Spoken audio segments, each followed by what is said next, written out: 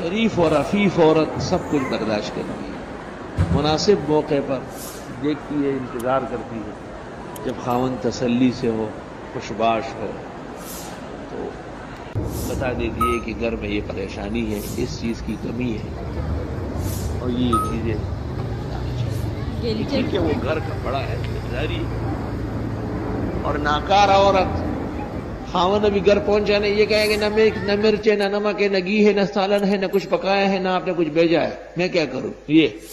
وہ جو سادی کہتے ہیں کہ جہنم کا ایک شعلہ ہے جو دنیا کے اندر ایک شریف پر مسلط ہوئی ہے، یہ بد چلن عورت خاوند کے لیے عذاب بنی ہوئی ہے۔ اب وہ غریب باہر سے تھکا تھکائے چور چور آیا ہے، نہ وہ چارپائی کو پہنچا ہے، نہ وہ پلنگ پہ بیٹھ سکا ہے، اور یہ جہنم کی جھونک کی راستے میں مقابلے پہ اتر آئی۔ اور آگے اگر وہ کوئی اور بات کر لے تو یہ تو کبڈی کے لیے تیار کھڑی ہے۔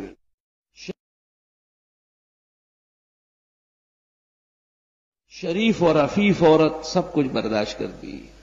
مناسب موقع پر دیکھتی ہے، انتظار کرتی ہے، جب خاوند تسلی سے ہو، خوشباش ہو تو بتا دیتی ہے کہ گھر میں یہ پریشانی ہے، اس چیز کی کمی ہے اور یہ چیزیں لانا چاہیے۔ ٹھیک ہے، وہ گھر کا بڑا ہے، ذمہ داری ہے۔ اور ناکار عورت خاوند ابھی گھر پہنچا نہیں، یہ کہے کہ نہ مرچ ہے، نہ نمک ہے، نہ گھی ہے، نہ سالن ہے، نہ کچھ پکایا ہے، نہ آپ نے کچھ بھیجا ہے، میں کیا کروں؟ یہ وہ جو سادی کہتے ہیں کہ جہنم کا ایک شعلہ ہے جو دنیا کے اندر ایک شریف پر مسلط ہوئی ہے، یہ بد چلن عورت خاوند کے لیے عذاب بنی ہوئی ہے۔ اب وہ غریب باہر سے تھکا تھکائے چور چور آیا ہے، نہ وہ چارپائی کو پہنچا ہے، نہ وہ پلنگ پہ بیٹھ سکا ہے، اور یہ جہنم کی جھونک کی راستے میں مقابلے پہ اترا۔ اور آگے اگر وہ کوئی اور بات کر لے تو یہ تو کبڈی کے لیے تیار کھڑی ہے۔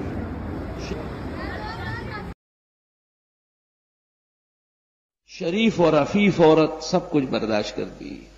مناسب موقع پر دیکھتی ہے، انتظار کرتی ہے،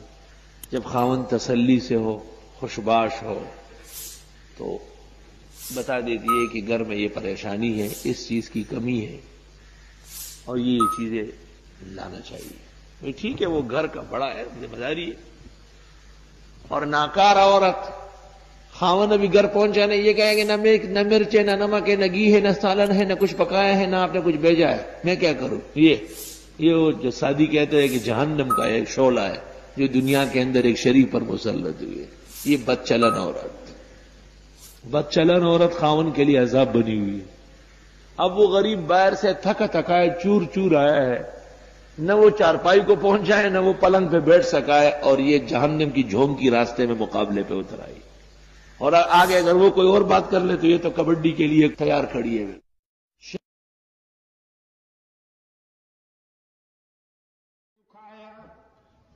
باپ بھی بیٹے کو تانا دے کر معاف کرتا ہے، لیکن رب العالمین اپنے خطا کار بندے کو تانا بھی نہیں دیتا، معاف کر دیتا ہے۔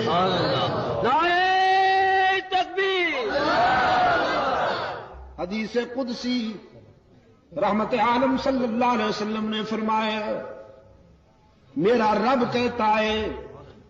جب کوئی بوڑھا گناہگار شرمندہ ہو کر میرے در پہ آئے، وہ بوڑھا جس کی جوانی چونچلوں میں گزری، جس کا شباب علل تللو میں گزرا، نشہ تھا شباب کا، ترنگ تھی جوانی کی، دولت کی مستی تھی،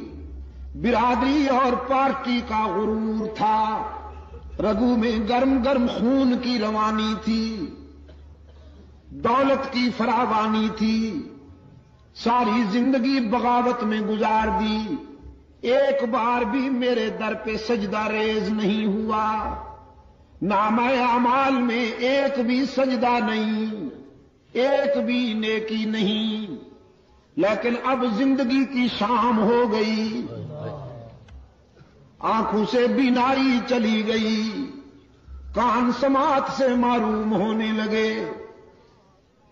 زبان میں لکنت آ گئی، دانت گر گئے،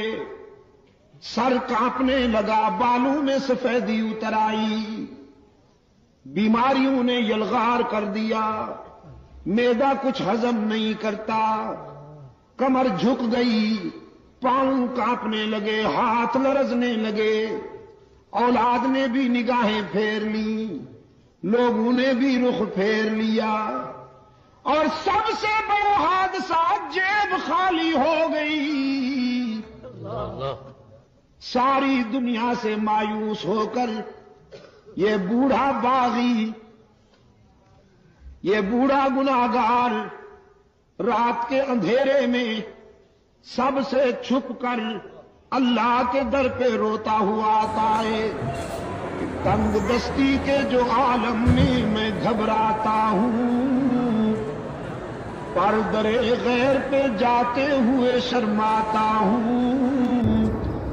ہاتھ پھیلانے میں محتاج کو غیرت کیسی، شرم اتنی ہے کہ بندہ تیرا کہلاتا ہوں۔